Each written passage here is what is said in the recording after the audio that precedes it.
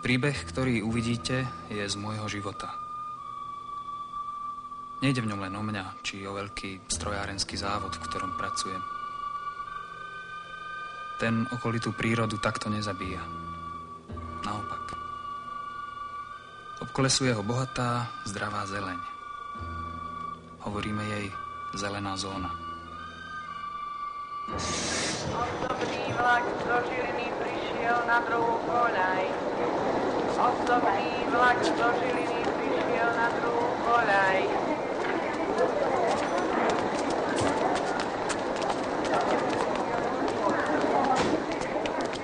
Všetko sa začalo mojím návratom do základnej vojenskej služby.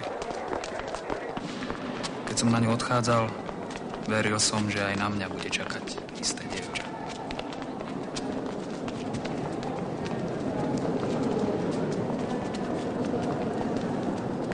Ale bolo to inakšie.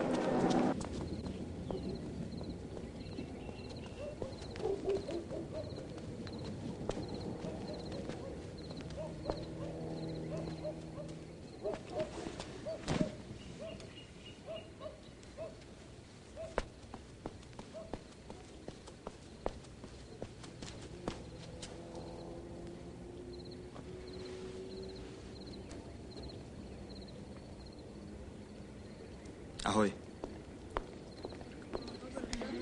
Oleg, počúvaj.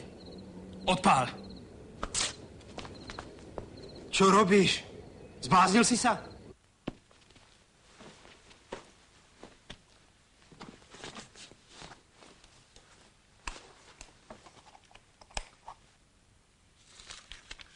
Vlado, čo to robíš? Prečo sa mu hrabeš vo veciach? Okresný výbor SSM v Tábože udeluje soddruh Olegovi Hroncovi s šibrnou medaili za socialistickú výchovu. Kam to nesieš? Počuješ?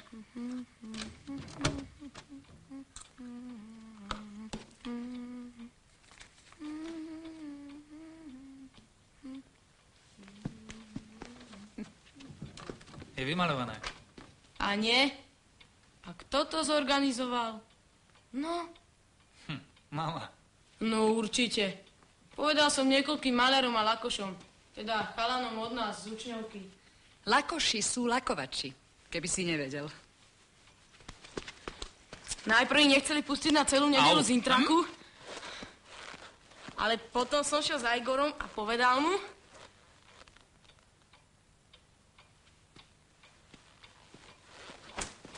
No a čo? Za to, že teraz chodí s Renátou? On tu bol?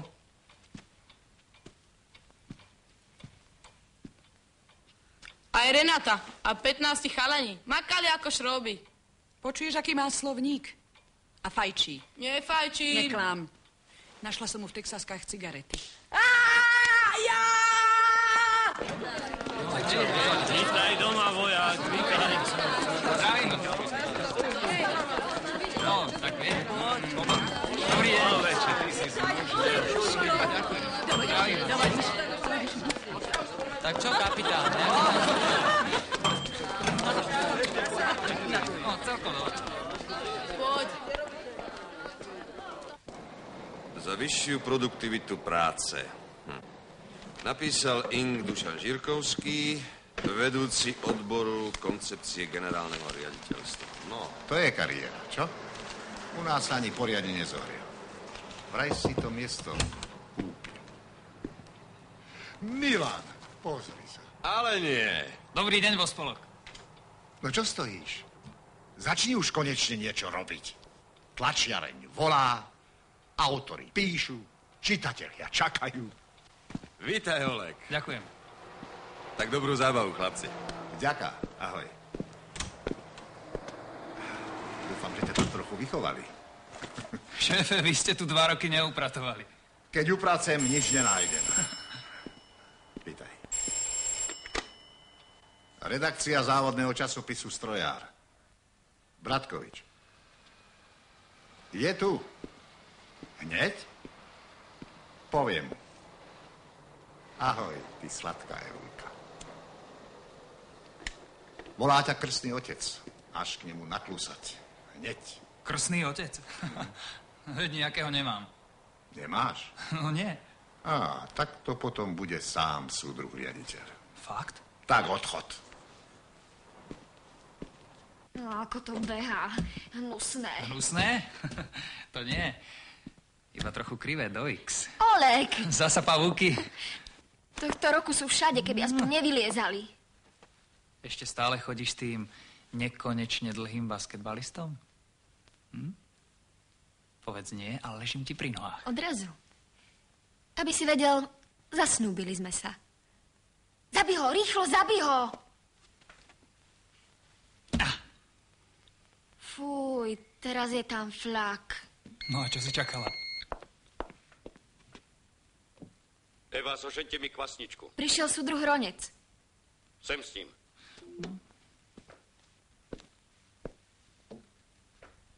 Nevyhovárajte sa na objektívne príčiny. Mňa zaujíma len kvalita. Dobrý deň. Keď ju neviete zabezpečiť, pôjdete od toho.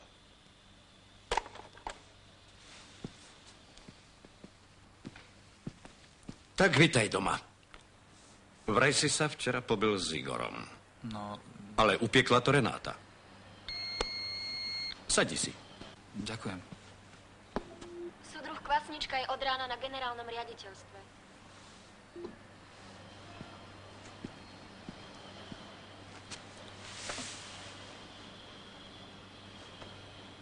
Dnes večer prídeš k nám. Ale... Ticho. Zavolám žene, spraví nám kurča na solí. Vlastne 2. Ty zješ jedno, ja zjem jedno. No dobre, ale čo Renáta? Renáta tiež jedno, takže 3.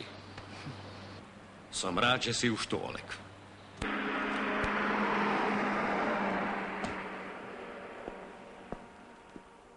Ešte raz. Od začiatku to musíš mať pevne v rukách. To nie je problém. Keď Feriancovi poviem, že tú halu si pre fabriku vyboxoval ty, no čo je na tom? Veď je to pravda. Dobre, ale vieš, že sme kamaráti. A ešte si bude namýšľať. Čo? Že mi robíš reklamu. Odteraz si pre neho jediným rozumným človekom na celom generálnom riaditeľstve. Čo chceš viac? Renata, toto pozvanie k vám, nebol to náhodou tvoj nápad? No dovoľ.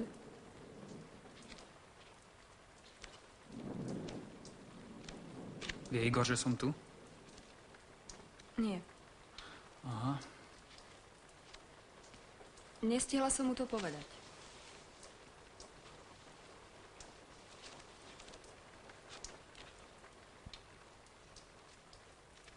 Prečo si za ním doliezala? Za nikým som nedoliezala. Sľubovala si, vydržím, počkám ťa. Čo sú to 2 roky? A ty si tam žil celý ten čas ako mních, čo? To by som ťa nesmela poznať. Ja viem, že sme ťa s Igorom podrazili, ale... Aké ale? Nevedela som, že nedokážem byť sama.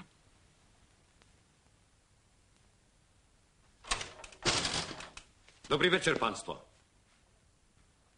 Dovolujem si vám oznámiť, že si už prišiel. Že generálne riaditeľstvo dnes konečne povolilo výstavbu našej novej výrobnej haly.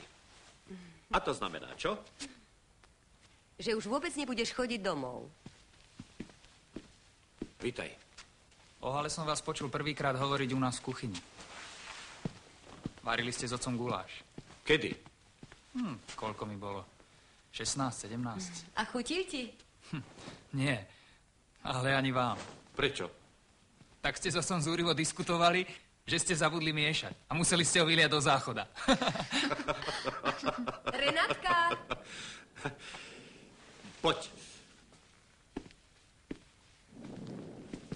Predstav si, že len na stavbu haly bez zariadenia nám dali 150 miliónov. Ale už do 2 rokov musíme začať stavať. A chýba celá príprava. A kde vlastne bude stáť? Približne v mieste dnešnej Vrásnice. To znamená, že sa naruší zelená zóna. Žiaľ, tu musíme obetovať. Renátka, niečo na pitie. Nech sa páči. Páči sa. No čo stojí, sadni si. Ďakujem. Vy dovolíte zničiť zónu? Oleg, veď nemáme inú možnosť. Pôvodne sa plánovalo postaviť ju vzadu na mieste starých skladov, lenže sa ukázalo, že by to bolo drahšie a projekčne náročnejšie. A predovšetkým by sa výstavba predĺžila najmenej o rok. To si nemôžeme dovoliť. A ako sa to ukázalo? Môžeš krájať. Kvasnička to vyrátal. Pán Ján Kvasnička. Jeho výpočty som si pochopiteľne nechal preveriť. Žirkovským, nie? Ujo Ferianc. Nech to stojí o pár miliónov viac. Nech sa projektanti potrápia. A nech spustíme výrobu o rok neskôr. Ale zachránime čosi, čo bude mať hodnotu, aj keď naša nová hala bude stará. Nevidí sa ti hlúpe spochybňovať to, o čo sme sa toľké roky bili? Ak je niečo hlúpe, potom nápad zničiť toľko zdravej zelene. Ibaže za ňu nie sú ani korunky, ani metále, ani kariéra. Čo si to dovoluješ? Ako to so mnou hovoríš? Veď nemusím. Ďakujem za večer. Dobrú noc.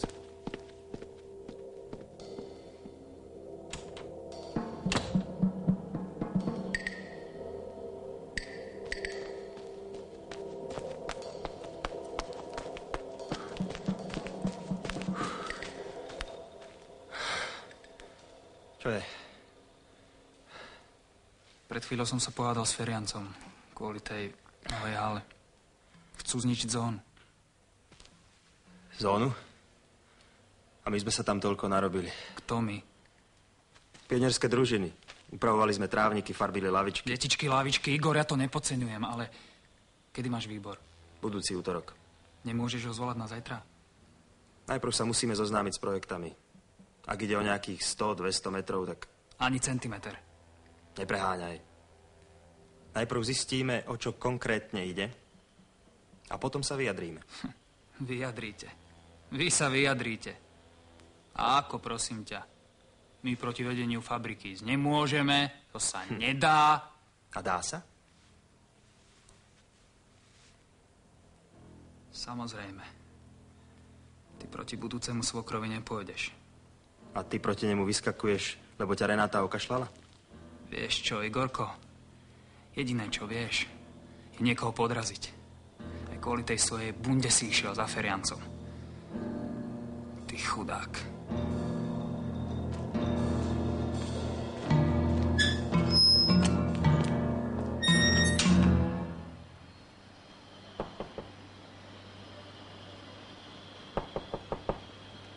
Prečo klopete, keď tu nikto nie je?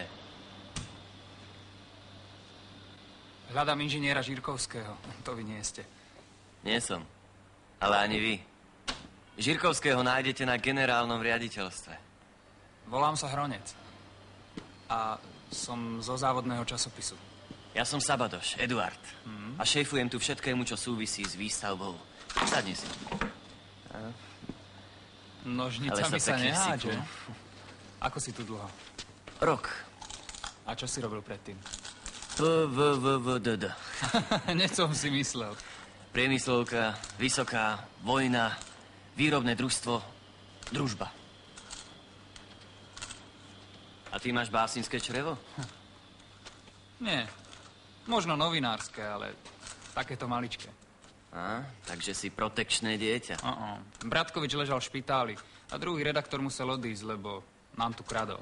Nikoho nemali, tak ma vyťahli od mašiny a strčili sem. Prečo práve teba? Na učňovke som založil časopis. Dosť ťa tu spomínali. Predstav si. V dobrom.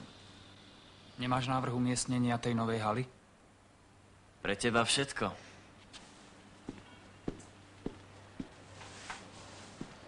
Toto je územie celej fabriky. Tu je vrátnica. Toto je zelená zóna. Výroba, administratívna budova. A toto sú staré sklady.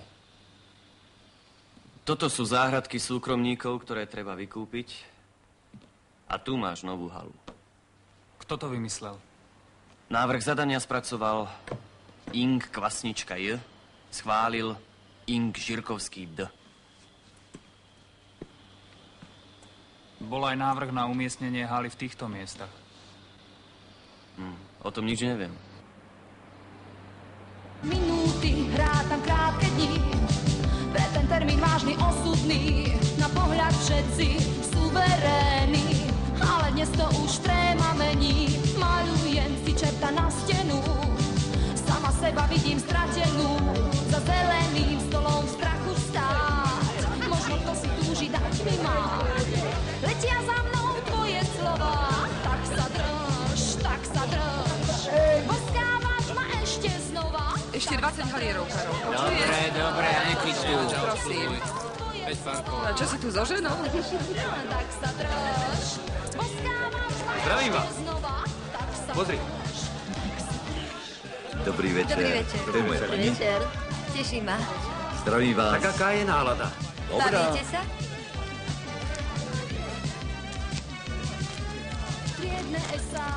Dovolíte? Áno, dobrý večer. Oleg? Aj váš otec bojoval za tú halu.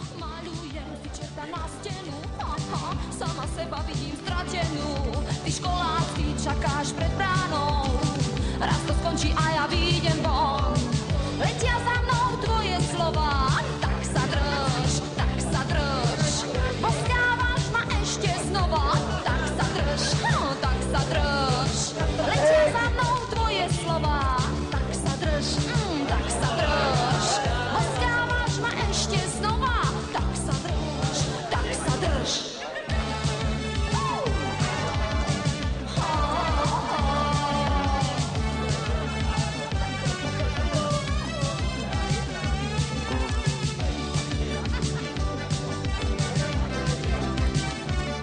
Niekto by s ním mal hovoriť. Na mňa je úplne alergický.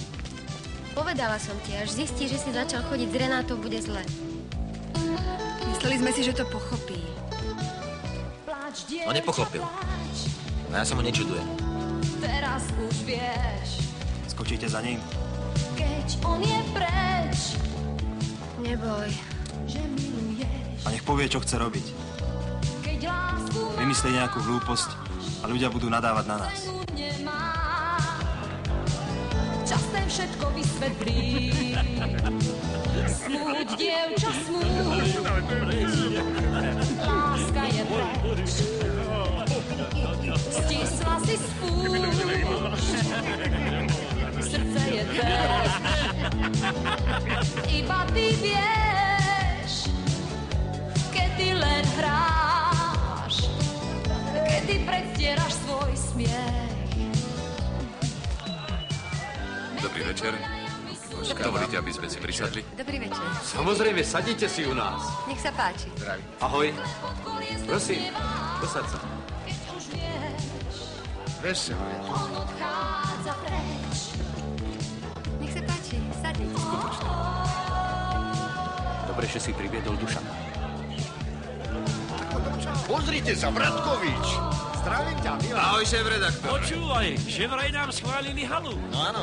Konečne. Ale vraj ju zakážete stavať, lebo by ste nemali kam chodiť do Aneška, ty nehádevnica. Poď tancovať. Kde je moja?